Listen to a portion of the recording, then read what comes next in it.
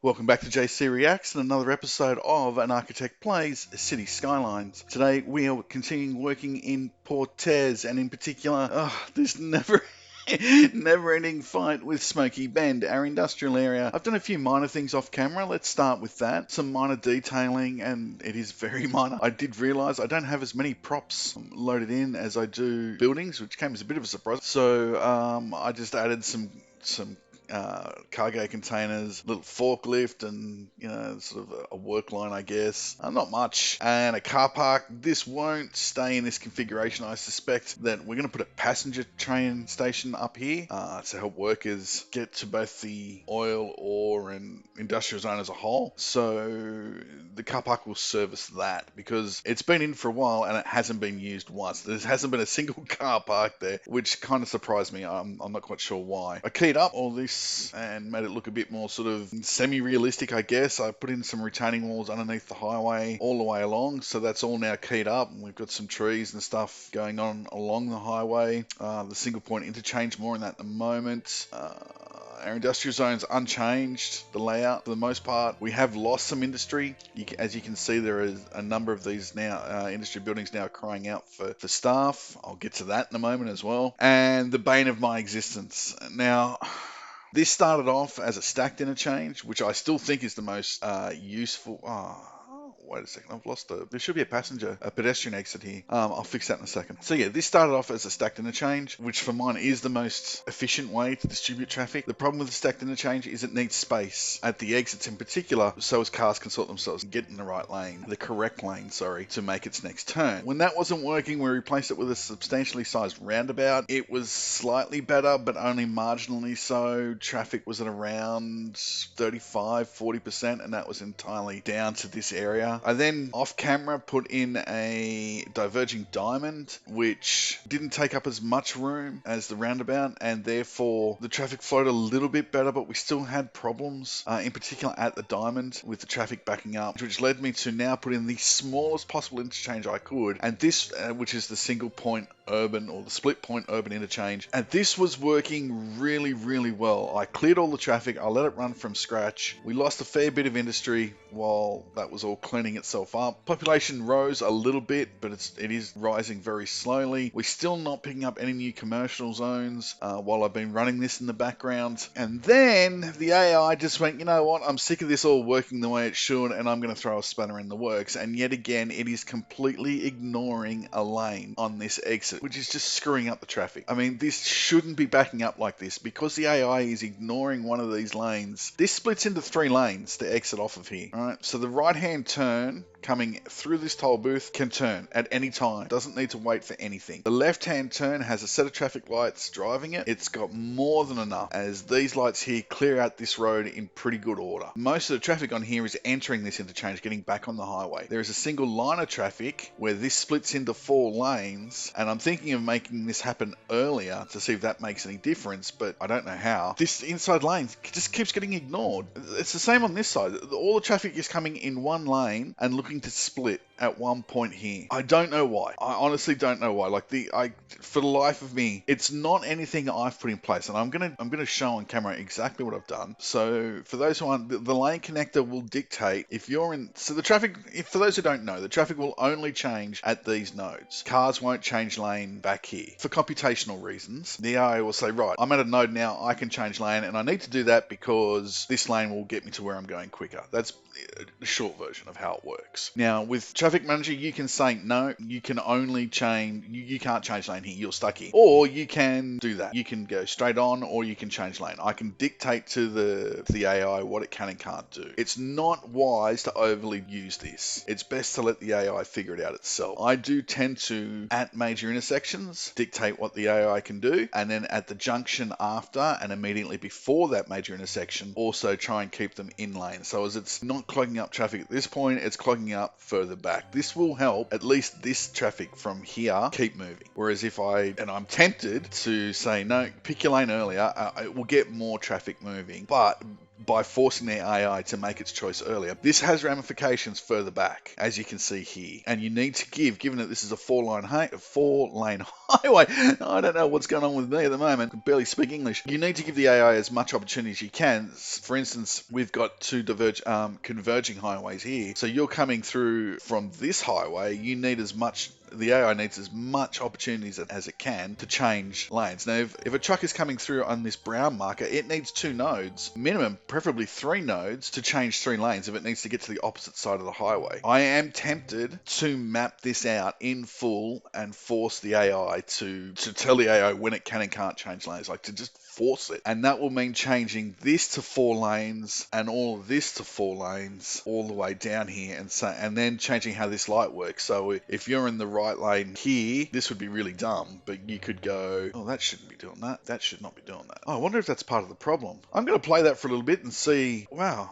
I don't know how that was happening there. I'm going to let this run for a little bit and see if that fixes the problem. Maybe the issue is being confused. Maybe traffic isn't moving from here as cleanly as it should be. Maybe this is my fault. Maybe it's not the AI's fault. I'll let it run for a little bit and see what happens.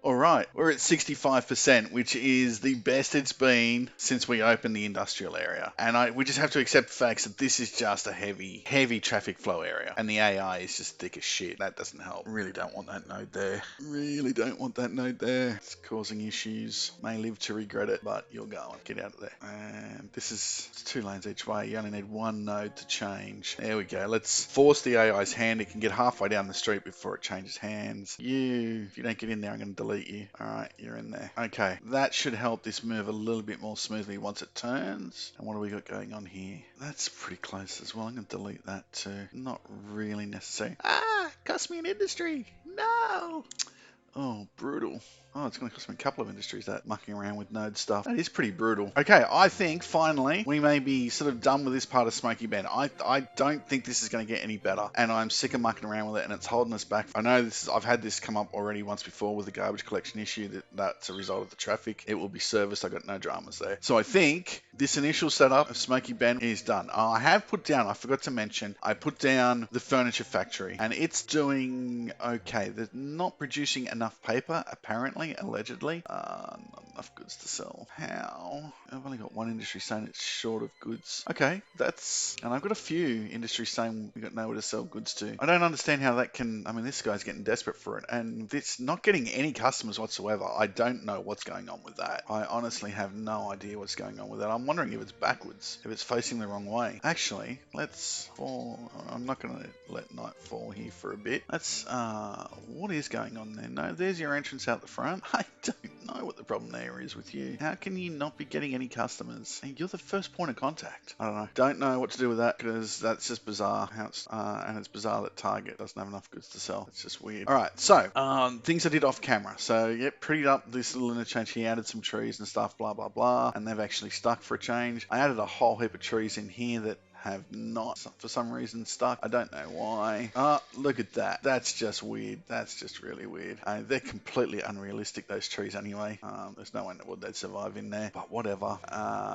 They're not much more realistic. They wouldn't survive long in there either. And those that did, they would wreak havoc with the asphalt here. There's no way in the world these trees would be allowed to be set up like this. They would wreak absolute havoc with any concrete asphalt road, anything there. The roots would just rip that road asunder. Yeah, that's just mental. Right, so that's it for Smoky Bend. We'll continue to grow this. As I said, added the furniture factory. We'll continue to add more unique factories into this space as we progress. Okay, the plan for Barrington, I think we need to add another school. I don't think there's any two ways about it. I don't want to do it. I think it's ridiculous I need to. In a suburb of 6,300 people, 2,000 households, to need 5 elementary schools seems ridiculous. That's not sustainable. That's just not sustainable at all. That's mental. 1,300 kiddies. They would easily go to 4 schools. I mean, all right. So you may remember I had, and you might have seen during, if I kept it in, when I was fixing the roads and stuff and checking the traffic here, an upgrade notice for Barrington Park has leveled up to now level 3. Now, I laid this down. I deleted the AFL oval, and there was a street, I think it might have come out here, and it had a couple of houses. It was a bicycle street, a couple of houses, and an AFL oval, which was rampagingly ugly, with all due respect to the content creator. Just didn't look right. So I deleted that, and I put in a park, which I don't know how many visitors it's getting. It's getting some, evidently. And all these buildings are all level 1 stuff. I haven't added anything to it. This is from the Sydney collection on Steam. The Yemi Memorial is in Barangaroo in Sydney. Yeah, anyway, so this park has gone in. It's leveled up a couple of times. I haven't done a thing. I haven't added anything to it. It will level up again once it reaches 5,000 visitors. Like I said, haven't done much of anything. But the added bonus is it will increase land value around here, which was kind of needed. I was sort of hopeful it would drive some commercial activity. No such luck. May as well add in some of the level 2 stuff that we've got. So I think, I wish you wouldn't do that. Don't think we've got a park plaza, or do we? Oh yeah, we do. Okay, so that's a level 1 thing. We've got cafes, we've got restrooms. There you go. We don't have a chessboard. Let's add one of these in so we can fit it somewhere. I'm not going to add multiples of them now. I think I'll just add one. Let's get that. That looks pretty good. I might add multiples if I can fit it. No, I can't fit it. I think that should be pretty unique, the chessboard anyway. All right, what else we got in here? A a gazebo. We can add gazebos all over the shop. In fact, I'm going to do just that. Let's put in one there. Gazebos. You get a gazebo. You get a gazebo. You get a gazebo. Gazebos for everyone. Okay. You get a gazebo. You get a gazebo. There you go. What else we got? Oh, we've got a different gazebo. Okay, climbing frame to come. A trampoline park. Actually put a sign in. I did put signage in around the Aboriginal memorial. I'm going to keep this fairly open. I'm not going to add too much to it. Yeah, no, I'm not going to add any of this stuff to it. So when the trampoline park comes available, climbing frame, which will be next, that'll probably go somewhere in here, and trampoline park will make that fit. And so the park will have everything, and then that'll be it. I'm not going to add anything else to it. I might gazebo it up to get some more level to help it reach level 5 and add some prettiness and stuff and add value. But that's it. All right, it's a really simple local park. We'll go into more detail and depth with a park, a Hyde Park, Central Park sort of set up in the CBD. I do plan to add all of these, at least one of each of these. We'll add an amusement park, the fishing and waterside beach resort, I guess. We'll add an amusement park. We've got a couple of we'll add a zoo, and we'll add where is it? Where's my tourism and leisure? Zoo. Oh, the nature reserve is right there. I was looking right at it. I think we'll do the nature reserve up near the waterfall, because this area on this side is going to be a lot more sparsely populated. These will be smaller villages. That's the plan anyway. And I'm thinking like a touristy resort sort of down here. That's, again, I don't know. We'll see what happens when we get there. I can't even get a main transit hub in. I can't even get my industrial area working, so let's not plan too far ahead. All right, the school issue. I do want to hit this. I'm doing that in this episode. Come on, mate. I don't care. The school issue, I don't know. I'm torn as to whether this Barrington Plateau is pretty full. I don't see, in fact, as the buildings sort of level up and we get an opportunity to add some parks or something in there, I really don't see this. Actually, I'll leave it. I just don't see this increasing in population. If anything, it will decrease slightly because the buildings level up for some inexplicable reason. They get smaller. Again, I don't know what the thinking there is from Colossal. It's just a means to throw a challenge at you unnecessarily. It's the reverse of the truth. Buildings get larger as they improve in general terms. You don't knock down a 12-unit block of flats to replace it with a better 9-unit set because you won't get your money back. As a developer, you'll want to, and developers do, they will squeeze every last unit out of that block of land. They're knocking down 12 units, you can be guaranteed, even if they are going to sell for more and are an improvement, they're going to want to put at least 15 in. That's just how development works. You don't knock down a small house to upgrade it to something small, a large house rather, to upgrade it to something smaller. That just, you might knock down a large house to put in 3 smaller houses, that I can see, but in fact you would do. A lot of people do subdivide and sell off the other 2 and downsize as they get older, and yeah, that's absolutely fine. But the idea that someone's going to knock down a house and build something smaller that's just slightly better, that just is nonsensical. Anyways, enough ranting about the mechanics of the game, and on to making a decision. What am I going to bloody do with my schools? 700 short. You're at capacity. You're at capacity. You are, and you are. So nearly. So if I increase that to 500, what does that do for my high schools? Where are they? What's the capacity there? 900. See, by rights, the way I've been working, and it's the way it generally works, for every primary school or elementary school, for every two of them, you should have a high school. So maybe I increase the capacity of the high schools to 1,000 and the primary schools to 500. Call that a day. And if I need to build more, then that's it. I won't screw around with this any more than that. I've already got a massive high school in here, which will pick up, 3,000. It's full. Okay, I need another high school. Yeah, you're full, and you're pretty much full.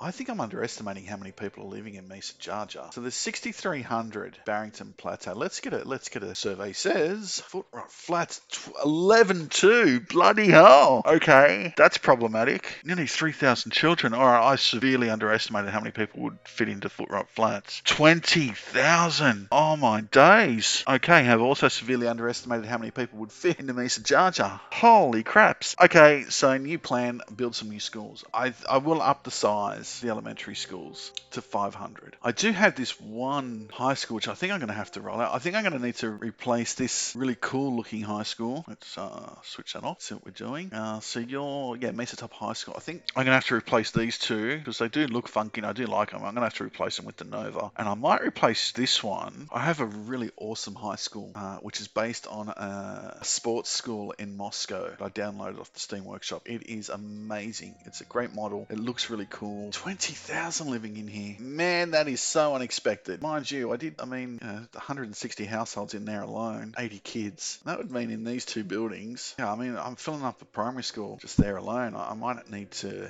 address that. They are high-rise buildings after all. I think I need to limit the population in here. I think I need to put a school in here somewhere. Wow. Oh man, that is ugly.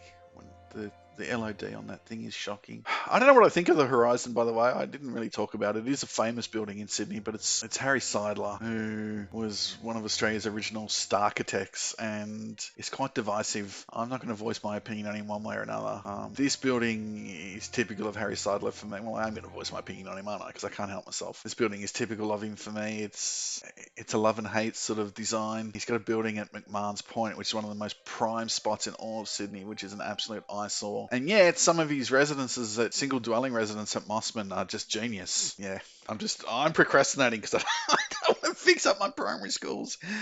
All right, let's do this. Let's set our high schools to 1,000 for the Nova Cities, because that's going to be my standard high school. Let's set our elementary school. You're one of the funky ones too, so I'm going to put a Nova in there. That will help. I might keep the funky one and just build a couple of extra Novas. I don't know. We'll update you to 500. Okay. What's that give us? I think it has updated. All right. I'm going to need to... What's its population at? 400. Yeah, that's not going to cut it. I need another primary school in here, and I need to replace this with a bigger high school. Alright, so I've done on camera enough with regards to schools. I'm going to have a look at where we can put these schools. I'll plop them down, I'll do that in a time lapse, and then we'll get started on our new suburb, our new district, which I have no idea what we're going to call. Yeah, it needs a name. I need to fix this road. I'm going to put in a stacked interchange here. This road will change. We need to let our trams get up here and come through the interchange, and eventually up into our public transport hub, which is going to be fairly substantial. I might do all of that actually in the time lapse, and then we'll start plopping down our mixed use buildings here. All right, I'll see you on the other side.